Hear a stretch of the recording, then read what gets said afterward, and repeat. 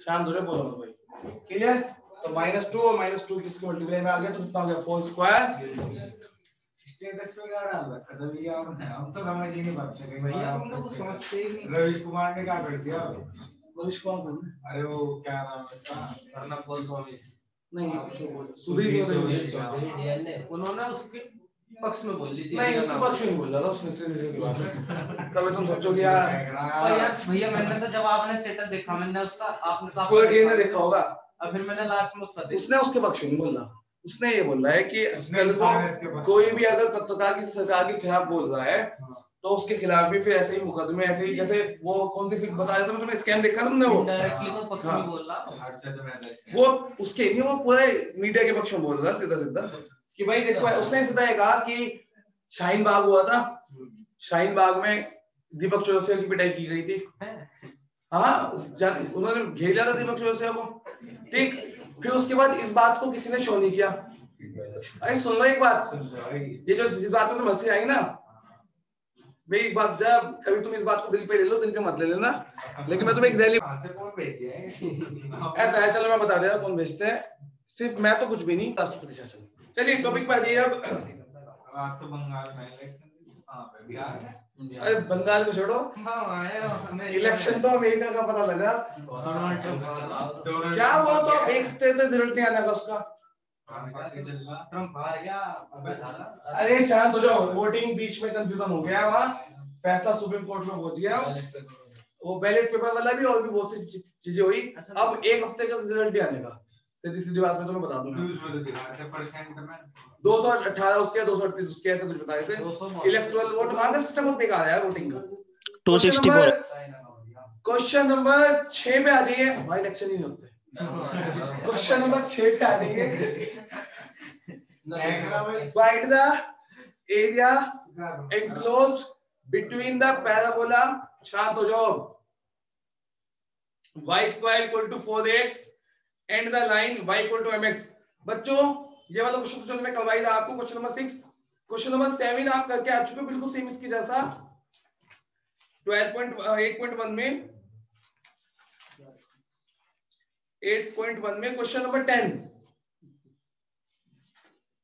8.1 के question number 10 जैसा है। क्वेश्चन नंबर 7, क्वेश्चन नंबर 7 उसकी मैं 6 करवा रहा, 7 पहले बता दे, होमवर्क मिल गया मैंने 7 आप लोगों को पहले ही, 7 आप लोगों को होमवर्क मिल गया है, इसे करके देखना, बिल्कुल फिगर भी थोड़ी बहुत उसकी जैसी बनेगी, बस लिमिट चेंज होगी और थोड़ा वैल्यूएशन चेंज होगी, ठीक है। पॉइंट निकालने पड़ेंगे। क्वेश्चन नंबर 7 करना अपने आप, नहीं होगा तो मेरे से पूछना कल। अब 6 पे आ जाइए। y square equal to 4ax and the line y equal to mx।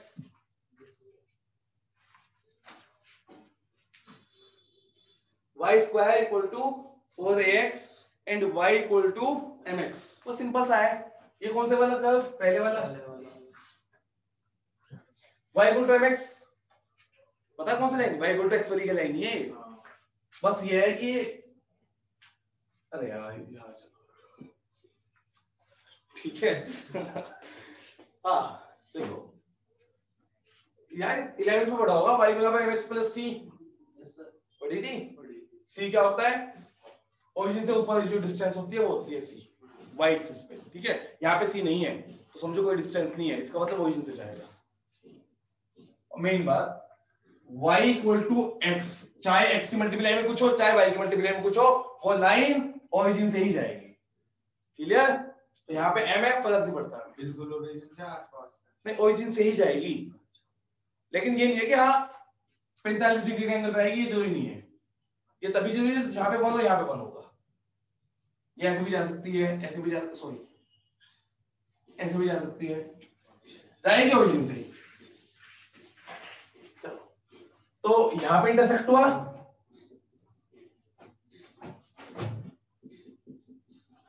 ये आ गया आपके पास, जिसका आपको क्या निकालना है, इधर निकालना है। तो सिंपल सी बात है, आप देख भी रहे होंगे, कर्व से नीचे माइनस लाइन के नीचे, यही से देख के पता लग रहा है आपको कि भाई हमें क्या करना चाहिए, कर्व के नीचे जितना भी एरिया है माइनस कर दो लाइन के नीचे जितना भी एरिया है, कर्व को आप y1 मान लो, लाइन को आप y2 मान लीजिए, तो जो रिक्वायर्ड एरिया आ जाएगा। लिमिट में दिक्कत आएगी, मैं लिमिट रख के दिखाऊंगा मैं कैसे रखनी है। ठीक, y1 माइनस y2 लिख देना यहाँ पे, y1 for curve, y1 for parabola, y2 for line. तो y1 की वैल्यू कितनी है कर्व की, 4x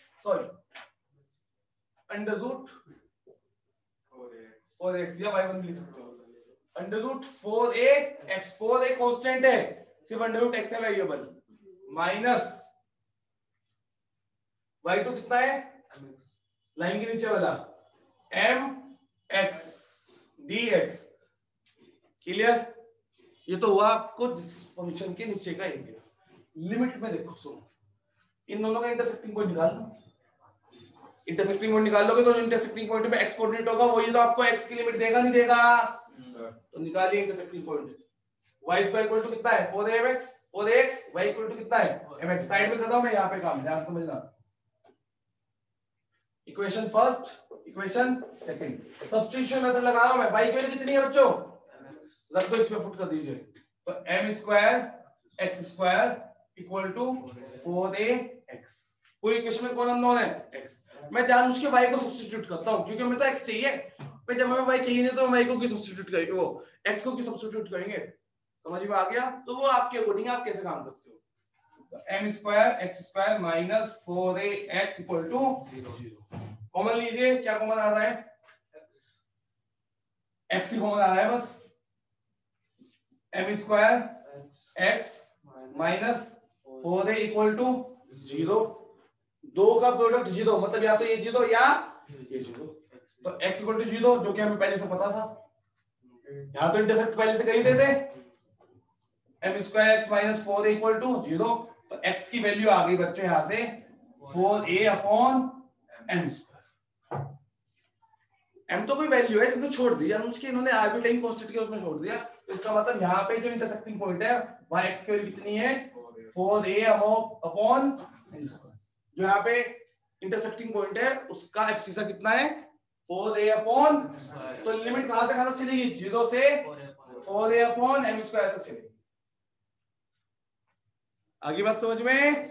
कभी कभी बच्चे लगता है ऐसी भी कोई लिमिट होती है, अरे क्यों नहीं होती, क्या दिक्कत है तो ये चीजें कांस्टेंट ही, a m ये कांस्टेंट है, a m क्या है कांस्टेंट है। समझ में आ गई मेरी बात। आर्बिट्रेरी कांस्टेंट बोलते हैं इनकी जगह की, भाई यहाँ पे कुछ भी कोई भी वैल्यू आ सकती है कांस्टेंट की। अंडर छोड़ दे बाहर, x का 3/2 और 3/2 की जगह आप यहाँ पे लिख दो 2/3, ऊपर पहुंच जाएगा, minus m as it is x का x स्क्वायर अपॉन 2, 0 से 4a अपॉन m स्क्वायर। भाई इंटीग्रेशन कर दिया हमने लिमिट रख के। क्लियर, समझ में आ गया सब बच्चों को, किसी को कोई डाउट तो नहीं। तो बस मेरे बच्चों upper limit minus lower limit, lower limit भी तो 0 0 हो जाना, उसकी तो कोई प्रॉब्लम है नहीं। मतलब x जगह क्या रखो 4a upon m square, under root 4a upon m square की power 3/2 into minus m, 4a upon m square की पावर स्क्वायर 1/2।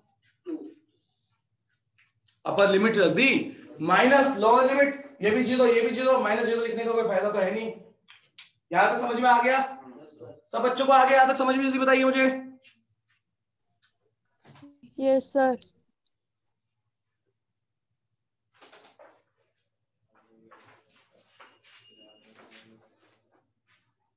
बस अब मैं इसका आंसर फाइनल आंसर निकाल दूं।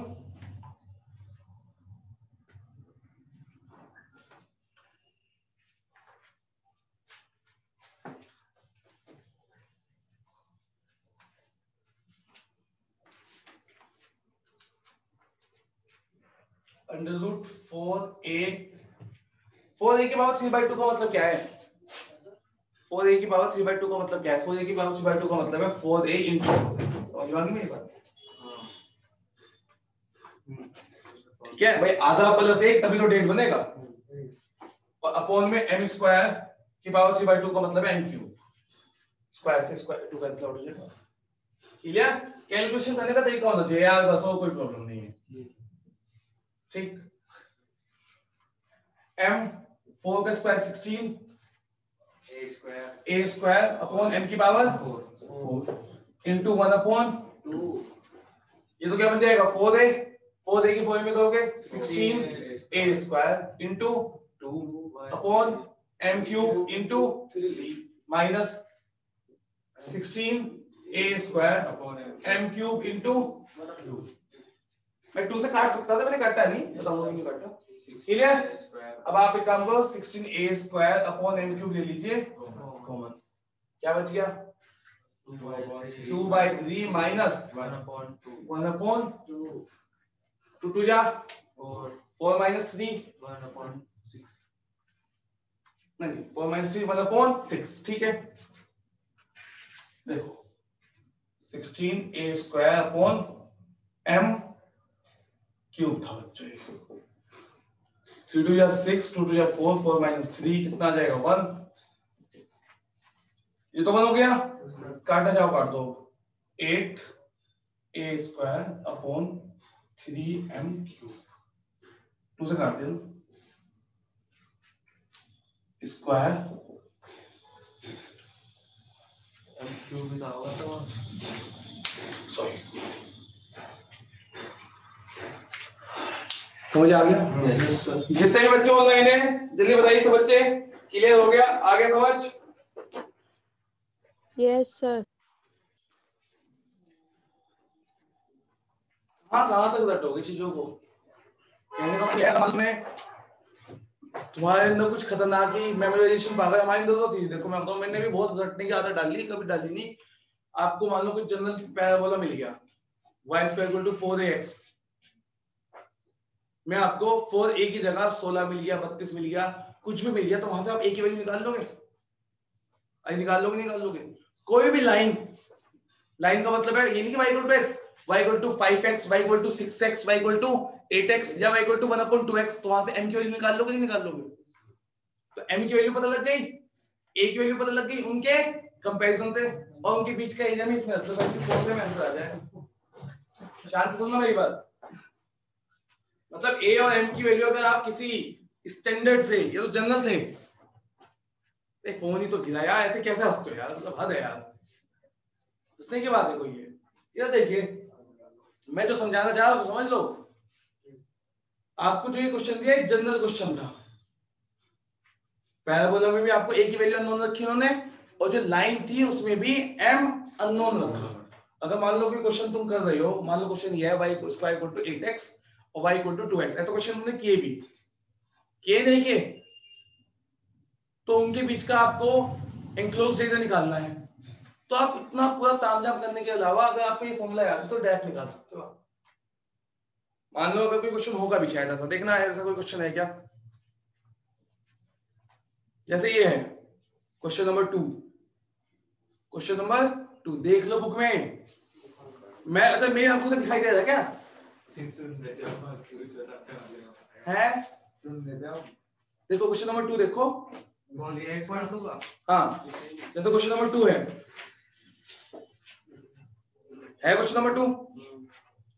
अच्छा इन्होंने पैराबोला बदल दिया, तो पैराबोला बदलते हैं। एग्जांपल क्या है, मोस्ट इंपोर्टेंट डाल लो पहले। हाँ लेटेस्ट एक्टम है, उसमें भूल गए होंगे तुम लेटेस्ट एक्टम क्या होता है? क्या होता है लेटेस्ट एक्टम? 4a स्क्वायर नहीं, हां 2b स्क्वायर अपॉन a, ये 4 इलिप्स का। इलिप्स का सर ये होता है, और कुछ पढ़ा तो पैराबोला का होता है। मतलब आसपास। छोड़ो, मैं दे रहा आपको अपनी तरफ से क्वेश्चन। मान लो ये क्वेश्चन मैं देता हूं, y स्क्वायर इक्वल टू, शांत हो जाओ, y square equal to 16x, ठीक, y इक्वल टू 5x, इस पैराबोला और इस लाइन के बीच का एरिया बताओ। पैराबोला बनाओगे, लाइन बनाओगे, इंटरसेक्टिंग पॉइंट निकाल लोगे, करना स्टार्ट कर दोगे या नहीं? अब मैं आपको कहता हूँ आप एक काम करो, जो आपने अभी सीखा उसको अप्लाई करो। y square equal to 4x में करोगे तो अप्लाई पे की वैल्यू कितनी 4 कंपैरिजन दो ना। a की वैल्यू कितनी 4 m की वैल्यू कितनी 5 प्लस 2 8 a का स्क्वायर 16 16 गुना 8 32 3 125 कट तो कोई रहा ही नहीं, क्या कट रहा है कोई नहीं कट रहा। 128 375 ये आंसर आ गया आपका ही देगा। समझे जो मैं कहना चाह रहा, ये चीजें तो करता है वो कंपटीशन में लोग करते क्या है वो, या एडवांस में ये तो काम किया जाता है क्योंकि वहां पे इसकी जरूरत नहीं, वहां पे और भी चीजों की जरूरत पड़ती है हमें। चलिए क्लास को यही पोस्टपोन करता हूँ, किसी को कोई जरूरत होगी या डाउट होगा तो व्हाट्सएप पे पूछ ले। सर एक बार दोबारा बताना वो जो आपने बताया अभी।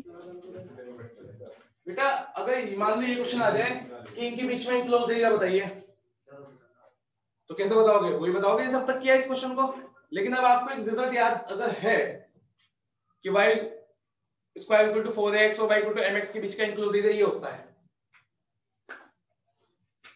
फर्स्ट क्वाड्रेंट में इनक्लोज एरिया ये होता है। हालांकि फर्स्ट क्वाड्रेंट में इनक्लोज करेगा वो, ये भी थोड़ा ना ये इनक्लोज्ड और कहीं भी हो सके, नहीं यही करेगा इनक्लोज, नहीं लाइन दिखना कैसी है y इक्वल टू 5x वही करेगा। तो बस सीधा सीधा am की वैल्यू निकाल के पुट कर देंगे।